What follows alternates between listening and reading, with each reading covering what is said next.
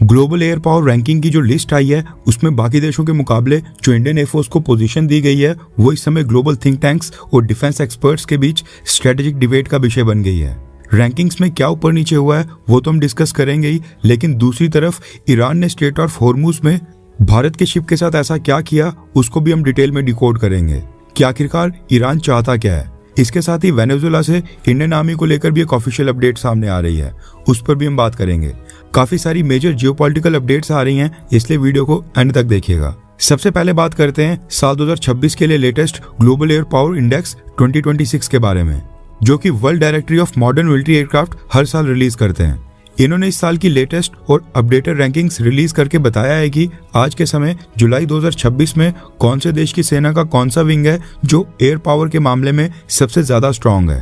और सबसे खास बात यह है कि इस रैंकिंग में जो इंडियन एयरफोर्स को रैंकिंग दी गई है उसने global think tanks, defence experts और जियोपॉलिटिकल एक्सपर्ट्स में एक डिबेट छेड़ दी है कि क्या सच में इंडियन एयरफोर्स इतनी ज्यादा पावरफुल हो गई है कि न सिर्फ भारत, ब्रिटेन या फ्रांस बल्कि चाइना की एयरफोर्स को भी हमारी एयरफोर्स ने पीछे छोड़ दिया है।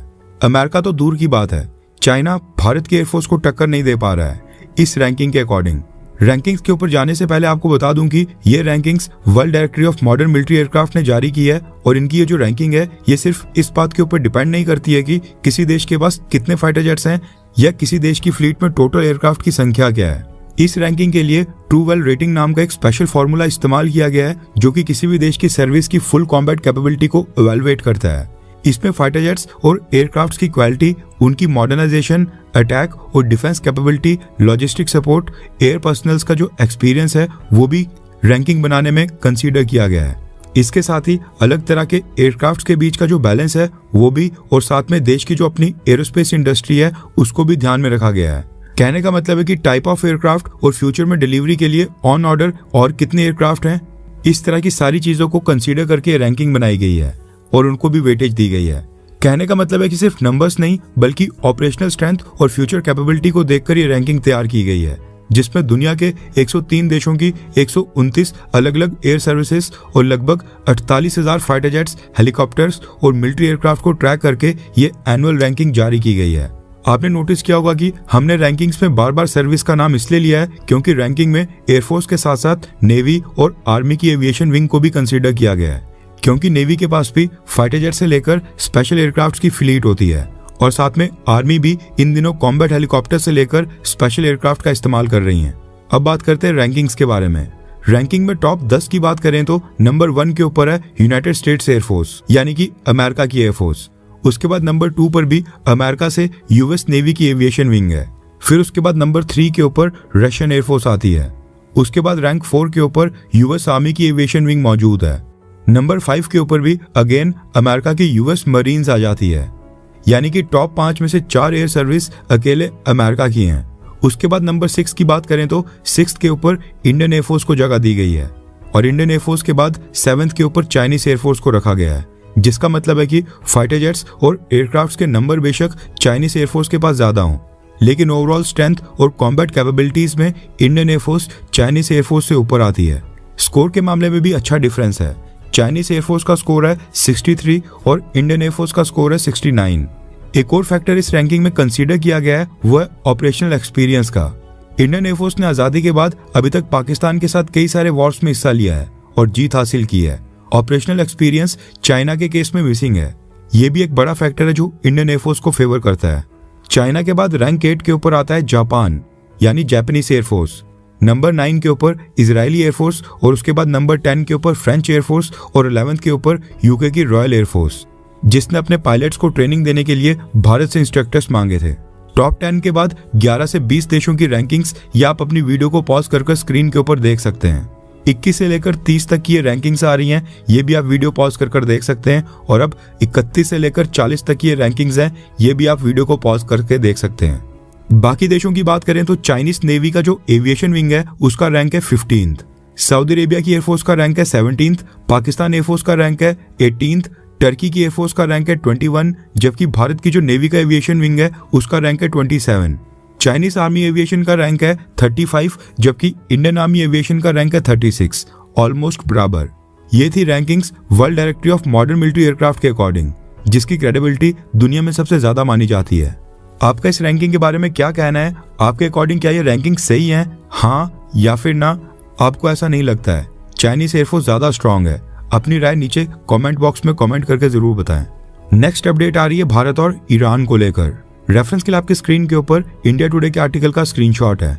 न्यूज निकल कर आ रही है कि ईरान ने भारत के ऑयल टैंकर शिप को ओमानी कॉरिडोर यानी ओमान के पास वाले रूट से क्रॉस होने से रोक दिया है।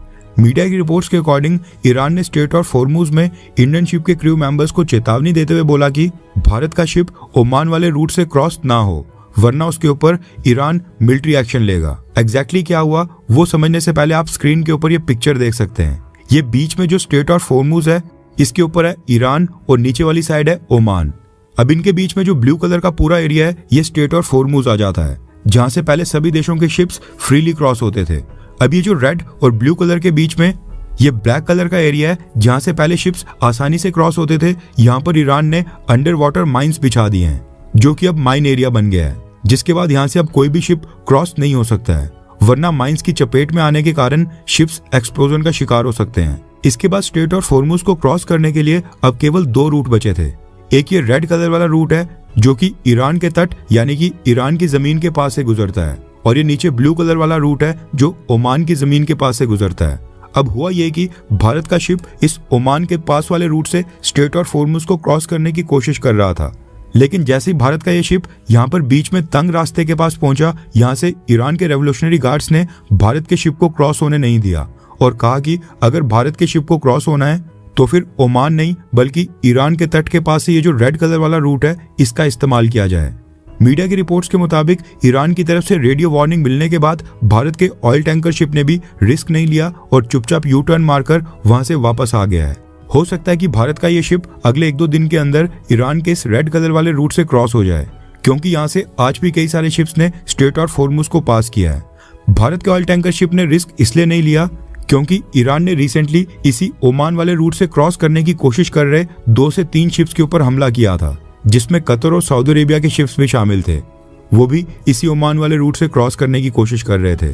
उनके ऊपर हमला करने के बाद ही अमेरिका ने ईरान के ऊपर सैंक्शन वेवर हटा दिया और दोबारा से ईरान के ऊपर स्ट्राइक्स करना स्टार्ट कर दिया है। अब सवाल खड़ा होता है कि ईरान चाहता क्या है। ईरान का कहना है कि किसी भी शिप को अगर स्ट्रेट ऑफ हॉर्मुज को क्रॉस करना है तो फिर वो हमारे बताए हुए रास्ते से हमारी परमिशन के साथ क्रॉस करे। ओमान के तट के पास का भी रास्ता है, लेकिन ईरान का कहना है कि वो स्ट्रेट ऑफ हॉर्मुज से क्रॉस होने के लिए एक फी चार्ज करेगा, जो फिलहाल तो अभी नहीं ली जा रही है लेकिन आने वाले दिनों में ली जाएगी। अगर ईरान ओमान के तट के पास से ब्लू वाले रास्ते से शिप्स को फ्री में क्रॉस होने देता है तो फिर ईरान को कोई भी शिप टोल पे नहीं करेगा। सभी शिप आसानी से ब्लू वाले रास्ते से यानी कि ओमान के पास वाले रास्ते से क्रॉस हो जाएंगे। एंड अगर ऐसा होता है तो फिर ईरान की परमिशन या फिर ईरान का जो टोल लगाने का प्लान है ये फेल हो जाएगा। इसलिए ईरान शिप्स को ओमान वाले रास्ते से भी क्रॉस होने नहीं दे रहा है, यानी ये जोर जबरदस्ती वाला केस बनाने की कोशिश की जा रही है।